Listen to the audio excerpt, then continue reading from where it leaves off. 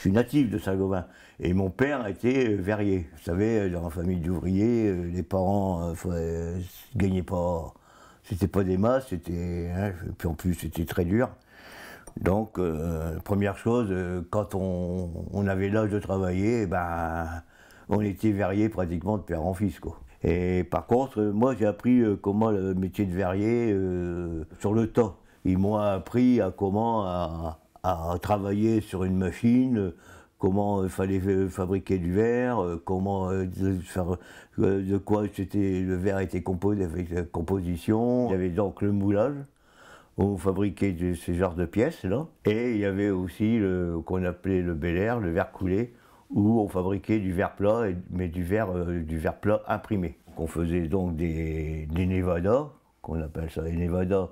Et souvent, ils étaient utilisés en façade, bien souvent. Ensuite, on avait donc des produits comme ça, là.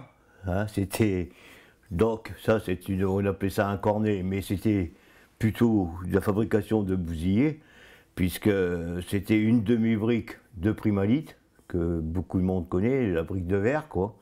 Et quand elle était chaude, on n'en prenait qu'une demi-brique et on la repliait sur elle-même pour pouvoir former un cornet.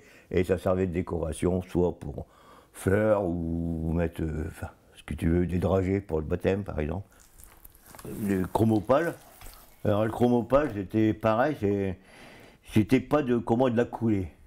C'était une coulée, si vous voulez, mais c'était plutôt des pastilles. C'était plus de la pâte de verre. Et c'est le rouleau donc qui tournait et il formait donc ces petits.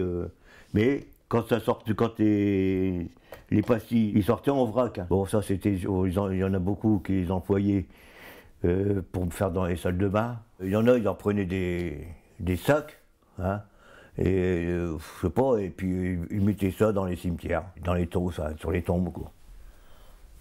Et ensuite, donc, on faisait donc des lumax. Ce genre de lumax là, donc il y avait plusieurs modèles, il y avait ce genre de modèle là, ce modèle-ci, là aussi, bon c'est beaucoup plus épais, et ça servait plus en dallage, quoi, pour par terre, quoi.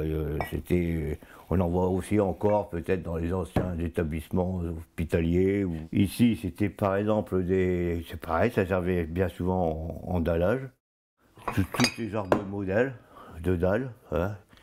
Voilà, pareil, qui servait en pavé. Alors bien souvent, des fois, il y avait des formes où c'était transformé soit en cendrier, comme celui-ci par exemple.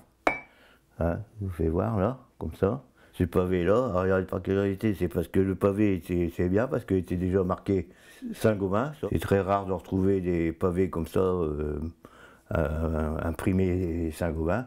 Et comme celui-ci, par exemple, que j'ai fait donc sur un socle, parce que ici c'était marqué Saint-Gobain, et puis bon, c'est un souvenir quand même de notre glacerie, de notre savoir-faire, et puis le métier de verrier, que pour nous ça c'était quelque chose c'est un métier noble, un métier fatigant, plus par la chaleur, par le bruit, par les poussières d'amiante, par tout ce qu'on voulait.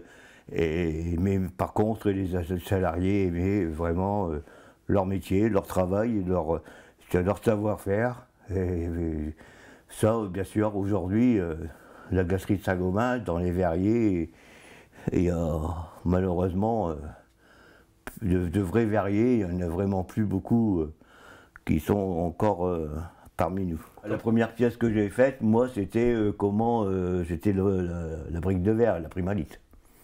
C'est là où commençait à travailler, c'est la primalite. Primalite, c'est un peu ce genre-là, ben, mais non, c'est plus la brique de verre, vous voyez.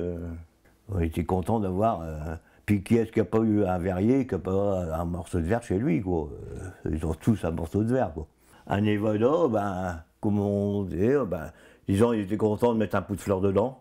Ils avaient un pavé, ils mettaient un pot de fleurs, ils faisaient un truc comme ça, bah, ils étaient contents de mettre un cendrier sur la table pour dire, ben voilà, ça a été fabriqué ici, et puis c'était une fierté aussi, hein, c'est pas non plus... Pour nous, verriers, toutes ces pièces, elles sont belles. Il n'y a pas de belles pièces. C'était une fierté, j'avais une fierté de faire quelque chose, de fabriquer, et puis... C'est plutôt une valeur sentimentale. Hein. Même si ça ne me sert à rien, ça ferait quand même quelque chose de le mettre à la benne, quoi. C'est-à-dire que ces pièces-là, c'est des pièces qu'on ne me les a pas données, quoi.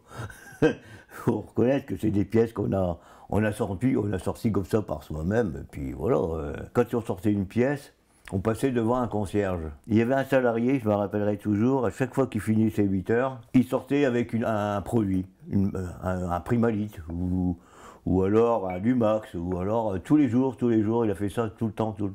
Alors. Et à chaque fois qu'il passait, il avait toujours une brique dans sa coche ou tout ça, puis il disait toujours « Hé les gars, il y a encore une qui se tire !» Alors les gars, les concierges, ils disaient « Oui, ben celui-là, bonne journée !» Mais c'était pas la journée qui se tirait, c'était la brique. Mais ça, c'était des petits trucs marrants, quoi, parce que on sortait, on avait une brique, un Primalite, parce que comme on travaillait en équipe, on faisait 8 heures, donc, et c'était souvent...